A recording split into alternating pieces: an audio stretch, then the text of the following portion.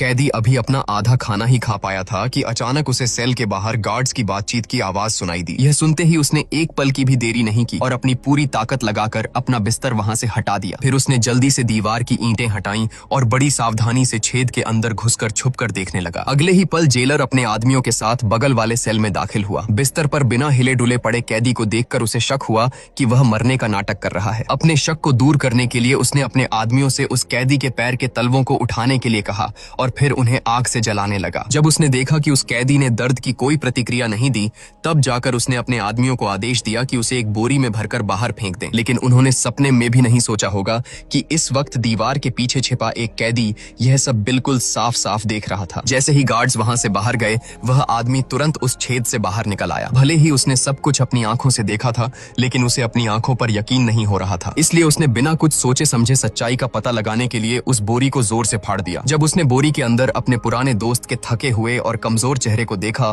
तो उसे इस क्रूर सच्चाई को स्वीकार करना पड़ा। अथाह दुख अचानक उसके दिल में उमड़ पड़ा और उसके गालों से बेतहाशा आंसू बहने लगे। जब उसका मन थोड़ा शांत हुआ, तो उसे अचानक वहां से भागने का एक बेहतरीन उपाय सूझा। इसके बाद उस आदमी ने जरा भी देरी नहीं की और लाश पर लिपटी बोरी को फाड़ना शुरू कर दिया। जल्द ही बोरी पूरी तरह खुल गई। आदमी ने बड़ी मुश्किल से लाश को खींचकर अपने सेल में पहुंचाया और फिर उसे बड़ी सावधानी से अपने बिस्तर पर लिटा दिया। इसके तुरंत बाद उसने अपने ढेर सारे काले बाल काटे और उन्हें धीरे से अपने पुराने दोस्त के सफेद बालों के ऊपर रख दिया, ताकि ऐसा लगे कि वह खुद वहां सो रहा है। आखिरकार बिस्तर को वापस पहले जैसा करने के बाद वह आदमी तुरंत सुरंग के रास्ते बगल वाले सेल में वापस चला गया और सुई धागे की मदद से अंदर से बोरी को वापस सिल लिया। जल्द ही रात का खाना खाकर गार्ड्स लाश को ठिकाने लगाने आए और यह तरकीब सच में काम कर गई। आदमी की धड़कनें तेज थीं, लेकिन दोनों गार्ड्स को जरा भी शक नहीं हुआ। उन्होंने बोरी को उठाया और बाहर की तरफ चल दिए। यह सुनिश्चित करने के लिए कि बोरी आसानी से समुद्र के तल में डूब जाए, उन्होंने उसके साथ एक बेहद भारी लोहे का गोला भी बांध दिया। अंदर मौजूद वह आदमी हिलने की भी हिम्मत नहीं कर पा रहा था। वह बस गार्ड्स को उसे किले की दीवार तक ले जाने दे रहा था। जैसे ही बोरी पानी में गिरी, वह 120 की रफ्तार से समंदर की गहराई में डूबने लगी। इस जानलेवा और नाजुक पल में आदमी ने तुरंत अपना पहले से तैयार किया हुआ खंजर निकाला। उसने अंदर से बोरी को काटा और उसका ऊपरी शरीर सफलतापूर्वक बाहर निकल आया। लेकिन उसने बिल्कुल भी ढील नहीं दी और तुरंत अपने पैर में बंधे उस भारी गोले की रस्सी को भी काट दिया। आखिरकार दम घुटने से ठीक 1 सेकंड पहले वह पानी की सतह पर आ गया। इसके बाद उसने अपनी बची खुची हिम्मत जुटाई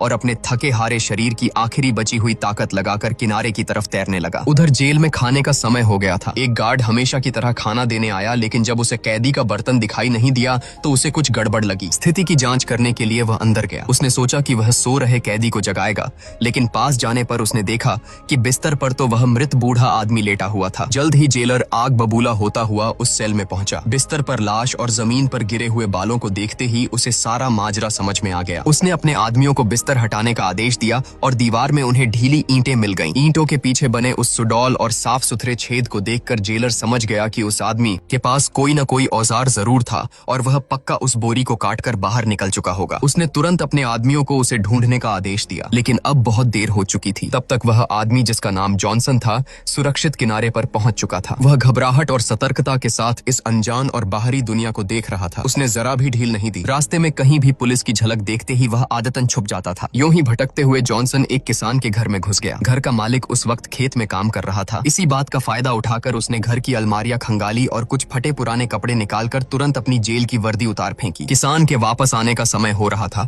इसलिए वह जल्दी से कपड़े पहनकर वहां से निकलने ही वाला था कि अचानक उसकी नजर आईने पर पड़ी। आईने में घनी दाढ़ी वाले अपने चेहरे को देखकर वह ठिठक गया। पूरे 15 साल की कैद ने जॉनसन को खुद का ही रूप भुला दिया था। होश में आते ही उसने ज्यादा सोच विचार नहीं किया और अपनी जेल की वर्दी साथ लेकर वहां से भाग निकला। बाहर आने के बाद अपनी धुंधली यादों के सहारे 2 महीने का लंबा और थका देने वाला सफर तय करके जॉनसन आखिरकार अपने शहर लौट आया। लेकिन वहां जाकर उसे पता चला कि उसका पुराना घर अब टूट चुका था और उसके पिता की भी 5 साल पहले बीमारी से मौत हो चुकी है। यह खबर उस पर किसी बिजली की तरह गिरी और उसका दिल बुरी तरह टूट गया। अपना दुख छिपाते हुए वह तुरंत चर्च की ओर गया। पादरी के साथ वह अपने पिता की कब्र तक पहुंचा, लेकिन जिस चीज ने जॉनसन के होश उड़ा दिए वह यह थी कि बगल वाली कब्र के पत्थर पर उसका खुद का नाम खुदा हुआ था। सबसे हैरानी की बात यह थी कि वह कब्र 10 साल पहले बनाई गई थी, जबकि वह तो पिछले 15 सालों से जेल में बंद था। बाहरी दुनिया में उसके मरने की अफवाह कैसे और क्यों फैलाई गई, यह बिल्कुल साफ था कि इस सब के पीछे कोई बहुत बड़ी और खौफनाक साजिश रची गई थी। उसने उसी पल कसम खाई कि वह इस सच्चाई का पता लगाकर ही रहेगा। इसके बाद जॉनसन अपनी मंगेतर के घर पहुंचा, लेकिन अब वहां एक बूढ़ा जोड़ा रह रहा था। उसने जल्दी से आगे बढ़कर पूछा,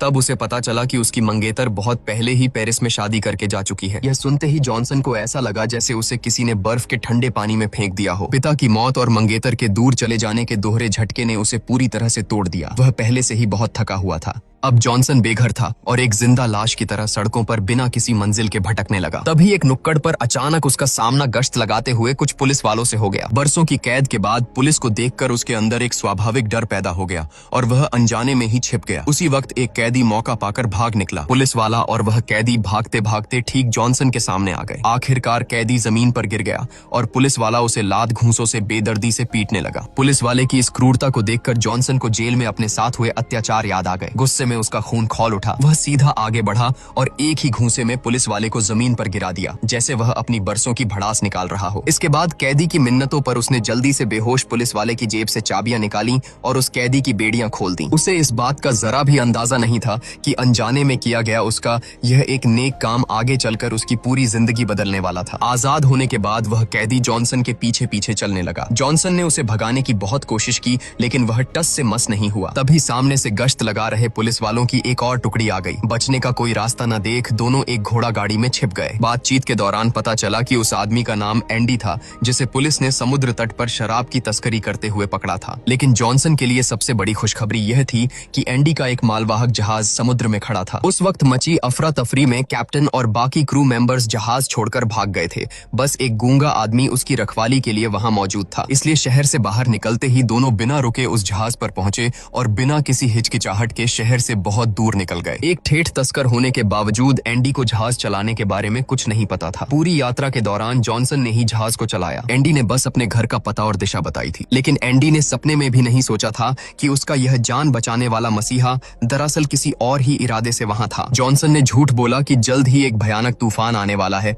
इसलिए उन्हें कुछ समय के लिए जहाज को किनारे लगाना होगा। इत्तेफाक से पास ही में एक सुनसान टापू था। आखिरकार वे तीनों उस टापू पर पहुंच गए। किनारे पर पहुंचते ही जॉनसन ने बहाना बनाया कि वे दोनों वहीं रुककर आग जलाए और वह खुद पहाड़ पर जाकर जंगली सुअर का शिकार करेगा। लेकिन वह रास्ते में बार बार रुकता और अपना कंपास निकालकर दिशा चेक करता रहा। असल में शिकार करने का उसका कोई इरादा था ही नहीं। ऐसा लग रहा था जैसे वह किसी चीज की तलाश में हो। जब वह पहाड़ की चोटी पर पहुंचा तो उसने अपने कपड़ों में से एक मुड़ा टूड़ा नक्शा निकाला। नक्शे के निशानों के अनुसार उसने खोजना शुरू किया, लेकिन जॉनसन को घोर निराशा हुई। उसने लगभग पूरा टापू छान मारा था, लेकिन नक्शे में बताई गई जगह उसे कहीं नहीं मिली। यह वही नक्शा था जो भागते समय उसे अपने मृत दोस्त के सेल से मिला था। उसके दोस्त ने उसे बताया था कि यह एक असली खजाने का नक्शा है। जब जॉनसन हताश और परेशान था, तभी इंतजार करते करते थक चुका एंडी उसे ढूंढते हुए वहां आ पहुंचा। खाली हाथ जॉनसन को देखकर एंडी आग बबूला हो गया। उसने तुरंत अपना सामान समेटा और टापू से जाने की जिद करने लगा। जॉनसन तो अकेले रुककर खजाने की खोज जारी रखना चाहता था, लेकिन एंडी को जहाज चलाना नहीं आता था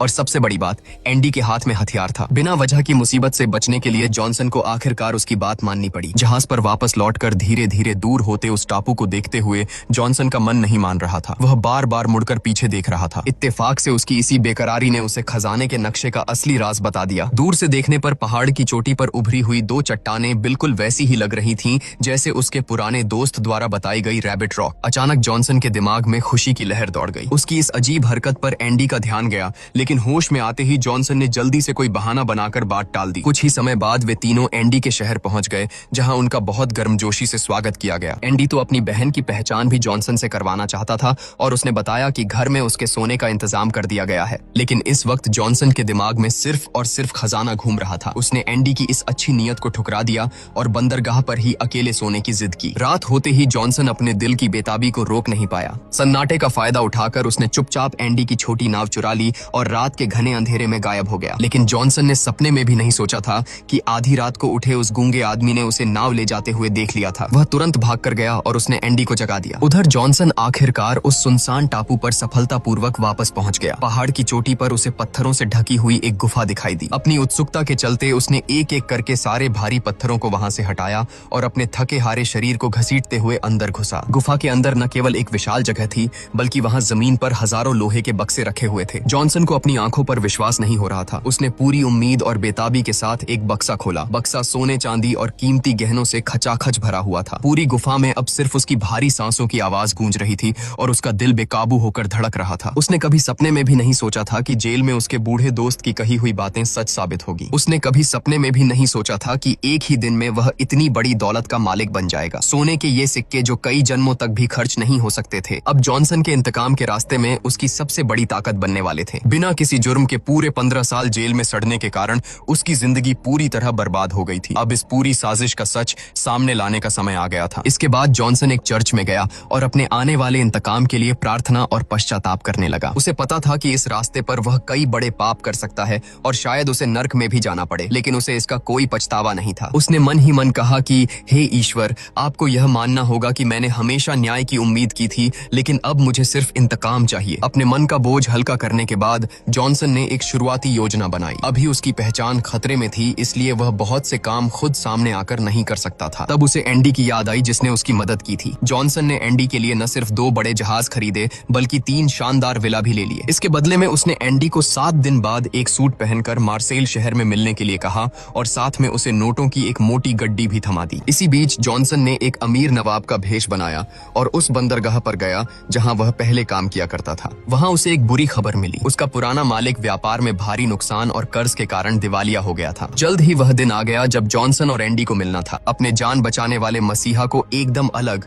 और इतने शाही अंदाज में देखकर वह हैरान भी था और खुश भी। वह खुद को रोक नहीं पाया और पूछ बैठा कि जॉनसन के पास इतना पैसा कहां से आया। जॉनसन अब पहले वाला इंसान नहीं रहा था। उसने बात को टालते हुए बड़ी आसानी से बहाना बना दिया कि उसके परिवार के पास एक खदान है और उसे बहुत बड़ी पुश्तैनी जायदाद मिली है। इसके बाद जॉनसन सीधे मुद्दे पर आया। उसने एंडी से कहा कि वह उसका दायां हाथ बन जाए। उसने बताया कि इसके लिए उसे कुछ खतरनाक काम भी करने पड़ सकते हैं, लेकिन इसके बदले में उसे बेहिसाब दौलत मिलेगी। शर्त बस एक थी कि वह यह राज किसी को नहीं बताएगा। जॉनसन की बेतहाशा दौलत देखने के बाद एंडी ने बिना कुछ सोचे तुरंत हाँ कर दी। तब जाकर जॉनसन ने उसे अपने इन सालों की दर्दनाक दास्तान सुनाई। कैसे उसे फंसाकर 15 साल तक जेल में रखा गया, कैसे वापस लौटने पर उसे पता चला कि उसके पिता की मौत हो चुकी है और उसकी मंगेतर किसी और से शादी कर चुकी है। सबसे हैरानी की बात तो यह थी कि 10 साल पहले ही किसी ने जेल में उसकी मौत की झूठी खबर उड़ा दी थी और यहाँ तक कि कब्रिस्तान में उसके नाम का एक पत्थर भी लगवा दिया था। एंडी का पहला काम पुलिस स्टेशन जाकर मेरी फाइल खोजना था, लेकिन जॉनसन ने सपने में भी नहीं सोचा था कि इतनी जद्दोजहद के बाद उसे पता चलेगा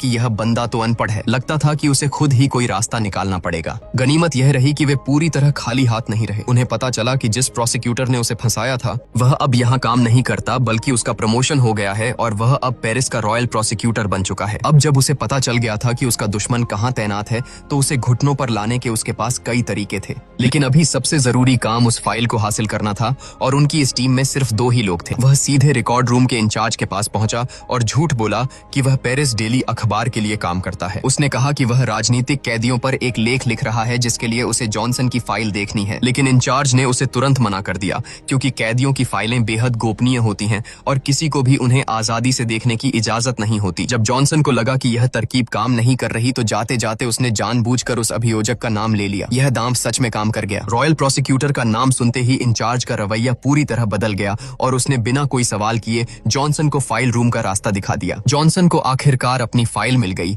और उसे इंचार्ज से एक बहुत ही जरूरी बात भी पता चली। मोरे नाम का एक जहाज का मालिक अक्सर वहां आता था। उसे यकीन था कि जॉनसन बेकसूर है और वह उसकी फाइल देखने के लिए इंचार्ज को मनाने की बहुत कोशिश करता था, लेकिन उसे हर बार मना कर दिया जाता था। जॉनसन ने इस भले इंसान का नाम अपने दिल में उतार लिया और कोई बहाना बनाकर इंचार्ज को वहां से दूर भेज दिया। जैसे ही उसने बेताबी से फाइल खोली, उसे आखिरकार वह शिकायत वाली चिट्ठी मिल गई जिसकी वजह से उसने 15 साल बेगुनाह होते हुए भी जेल की काल कोठरी में सड़कर काटे थे। उस चिट्ठी में झूठा इल्जाम लगाया गया था कि जॉनसन ने देश से गद्दारी की है और दुश्मनों से मिला हुआ है। लिफाफे पर भेजने वाले का नाम नहीं था, लेकिन वह कागज उस सराय का था जहां वह अक्सर जाया करता था। यह देखकर जॉनसन उलझन में पड़ गया। उसे अच्छी तरह याद था कि सराय के मालिक के साथ उसकी कोई दुश्मनी नहीं थी, बल्कि उन्होंने तो कई बार साथ बैठकर शराब भी पी थी। उसे यकीन नहीं हो रहा था कि इस खौफनाक साजिश में वह सराय का मालिक भी शामिल हो सकता है। इसके बाद जॉनसन ने जल्दी से उस फाइल को अपने ब्रीफकेस में रखा और उसकी जगह एक अखबार मोड़कर फाइल के कवर में रख दिया। उसने वह नकली फाइल इंचार्ज को वापस कर दी और जल्दी से वहां से निकल गया। खुशकिस्मती से इंचार्ज ने उसे खोलकर चेक नहीं किया और जॉनसन साफ बच निकला। अब उसके दिमाग में सवालों का तूफान उठ रहा था। वह सीधा उस सराय की तरफ गया। अंदर जाने से पहले उसने एंडी को अपनी पिस्तौल तैयार रखने और किसी भी हमले के लिए चौकन्ना रहने को कहा, लेकिन जब वे दोनों पूरे गुस्से में पूछताछ करने अंदर घुसे तो उन्हें पता चला कि सराय का पुराना मालिक तो 4 साल पहले ही उसे बेचकर जा चुका है और अब वह पोंट दु गार्ड के पास एक छोटा सा मोटल चलाता है। यह यह सुनते ही दोनों बिना रुके उस मोटल की तरफ निकल पड़े ताकि वह आदमी भाग न सके। जॉनसन ने एंडी को चुपचाप पीछे के दरवाजे पर पहरा देने के लिए भेज दिया और खुद सामने के दरवाजे से अंदर गया। पहले तो मोटल के मालिक को लगा कि वह कोई मुसाफिर है जो रुकने के लिए आया है, इसलिए वह चेहरे पर चापलूसी भरी मुस्कान लिए उसका स्वागत करने लगा। लेकिन जॉनसन ने बिना कोई बकवास किए सीधे वह शिकायत वाली चिट्ठी निकाली और उसके हाथ में थमा दी। चिट्ठी का मजमून पढ़ते ही मालिक के चेहरे की मुस्कान पूरी तरह गायब हो गई। उसने काफी देर तक देखा लेकिन अपने सामने खड़े उस इंसान को पहचान नहीं पाया। जब जॉनसन ने अपना असली नाम बताया तब जाकर उसके होश उड़े। घबराकर वह तुरंत पीछे के दरवाजे से भागने लगा, लेकिन अब बहुत देर हो चुकी थी। एंडी पहले से ही पूरे गुस्से में रास्ता रोके खड़ा था। यह देखकर कि अब बचने का कोई रास्ता नहीं है, मोटल के मालिक को हार माननी पड़ी। पूछताछ के दौरान दबाव पड़ने पर उसने आखिरकार उस साल की पूरी सच्चाई उगल दी। असल में वह चिट्ठी डांगलर्स और फर्नांड ने मिलकर लिखी थी। उन दोनों की इस घिनौनी साजिश को उस सराय के मालिक ने देख लिया था और उसने तुरंत आगे आकर उन्हें रोकने की कोशिश भी की थी। उसने उन दोनों नासमझ लड़कों को जोर से डांटा। तब डांगलर्स ने उसके हाथ से वह चिट्ठी छीन ली और उसे वहीं मरोड़कर जमीन पर फेंक दिया। फिर वे गुस्से में बिल चुकाकर वहां से चले गए। लेकिन सराय के मालिक को यह नहीं पता था कि फर्नांड ने उसकी नजर बचाकर चुपके से उस चिट्ठी को वापस उठा लिया था। अगले ही दिन उसने अपने एक जान पहचान वाले को पैसे देकर वह चिट्ठी प्रोसिक्यूटर के हाथों में पहुंचा दी। जब सराय के मालिक को पता चला कि उसे गिरफ्तार कर लिया गया है तो वह गुस्से में आग बबूला होकर उन दोनों से सवाल करने गया, लेकिन उन दोनों ने उसे धक्के मारकर बाहर निकाल दिया और खौफनाक धमकी दी कि अगर तुमने किसी को बताया कि यह हमने लिखा है तो हम तुम्हारा सीना चीर देंगे और तुम्हारा धड़कता हुआ दिल निकालकर सबको दिखाएंगे कि वह कैसे जलता है। यह सुनकर सराय का मालिक डर के मारे कांप गया। उसने चुपचाप पीछे हटने में ही भलाई समझी और इस राज को हमेशा के लिए अपने सीने में दफन कर लिया। सच्चाई जानकर उसका खून खौल उठा। इसी डरपोक आदमी के न रोकने की वजह से उसे बिना किसी जुर्म के पूरे 15 साल तक उस काल कोठरी की सलाखों के पीछे सरना पड़ा था। सराय का मालिक, जिसका नाम कादरूस था, तुरंत गिड़गिड़ाकर रहम की भीख मांगने लगा। उसने कहा कि एडमंड के पिता की मौत तक उसी ने उनकी देखभाल की थी। जब उसने देखा कि एडमंड को यकीन नहीं हो रहा है तो उसने तुरंत वह पैसों की थैली निकाली जो मालिक मोरेल ने एडमंड के लिए दी थी। उसने बताया कि वह हर दिन एडमंड के पिता को खाना देने जाता था और मोरेल भी अक्सर उनका हालचाल लेने आते थे। यह सुनकर एडमंड काफी भावुक हो गया, लेकिन उसे एक बात अभी भी समझ नहीं आ रही थी कि डांगलर्स तो उससे इसलिए नफरत करता था क्योंकि एडमंड को कैप्टन का पद मिल गया था, लेकिन फर्नांड ने उसके साथ ऐसा क्यों किया। तब कादरूस ने उसे बताया कि फर्नांड ने एडमंड की मंगेतर मर्सिडीज से शादी कर ली है। यह सुनते ही एडमंड की आंखों के सामने से पर्दा हट गया। असल में फर्नांड शुरू से ही उसकी मंगेतर को चाहता था, इसीलिए उसने एडमंड को रास्ते से हटाने के लिए यह घटिया चाल चली और उसे जेल भिजवा दिया। यह खबर एडमंड पर किसी कहर की तरह टूटी। उसके लिए इस खौफनाक सच को बर्दाश्त करना नामुमकिन हो रहा था। उसका दिल टूटकर चकनाचूर हो गया था और दर्द से फटा जा रहा था। वह लड़खड़ाते कदमों से मोटल से बाहर निकला ताकि बाहर की खुली हवा में खुद को संभाल सके। उसके सीने में बदले की आग भड़क उठी थी। उसने कसम खाई कि वह उन सबको इसकी भारी कीमत चुकाने पर मजबूर करेगा। खुद को थोड़ा संभालने के बाद एडमंड वापस मोटल में गया और उसने कादरूस को अपने पापों का प्रायश्चित करने का एक मौका दिया, जिसे कादरूस ने तुरंत स्वीकार कर लिया। इसके बाद एडमंड ने अपने साथी जैकोपो को उस किसान के घर भेजा जहां से भागते वक्त उसने कपड़े चुराए थे ताकि वह अपना वह कर्ज चुका सके। जैकोपो के हाथों मिले ढेरों पैसे देखकर किसान की आंखों में खुशी के आंसू आ गए। वहीं दूसरी ओर एडमंड के पुराने नेक दिल मालिक मोरेल की कंपनी दिवालिया हो चुकी थी। भारी कर्ज के बोझ तले वह बुरी तरह टूट चुके थे और निराशा में खुदकुशी करने की तैयारी कर रहे थे। ठीक उसी वक्त जैकोपो ने उनकी बेटी को एक पैसों की थैली दी और कहा कि वह इसे अपने पिता को दे दे। बेटी अचानक कमरे में दाखिल हुई, जिससे मोरेल की खुदकुशी की कोशिश बीच में ही रुक गई। जब मोरेल ने उस थैली को खोला और अंदर रखी पर्चियां निकाली तो उनके हाथ खुशी और हैरानी से कांपने लगे। वो सब कर्जदारों की रसीदें थीं और उनका सारा कर्ज चुकाया जा चुका था। मोरेल को अपनी आंखों पर विश्वास नहीं हो रहा था। तभी बेटी ने थैली में से एक चिट्ठी निकाली जिसमें लिखा था कि मुझे उम्मीद है कि यह आपको इस मुश्किल वक्त से बाहर निकालने में मदद करेगा। इस हीरे का इस्तेमाल करके अपना नया जहाज फेरो दोबारा बनाइए। और फिर उन्हें उस थैली के अंदर एक बेहद बड़ा और कीमती हीरा मिला। तभी मोरेल की नजर उस थैली पर पड़ी और उन्हें याद आया कि यह तो वही थैली थी जो उन्होंने एडमंड की सगाई के वक्त उसे तोहफे में दी थी। अंत में अच्छे लोगों के साथ अच्छा ही होता है। अपने सारे एहसान चुकाने के बाद अब एडमंड के इंतकाम का सफर शुरू होने वाला था। जैकोपो को यह समझ नहीं आ रहा था कि एडमंड सीधे पेरिस जाकर उन दुष्टों को जान से क्यों नहीं मार देता। एडमंड ने अपनी आंखों में एक धैर्य, निश्चय और खौफनाक चमक के साथ कहा कि ऐसा करना उनके लिए बहुत आसान मौत होगी। उन्होंने मुझे जो दर्द और तड़प दी है, मैं उन्हें उसका कई गुना ज्यादा दर्द लौटाऊंगा। मैं उनसे पल पल का हिसाब लूंगा।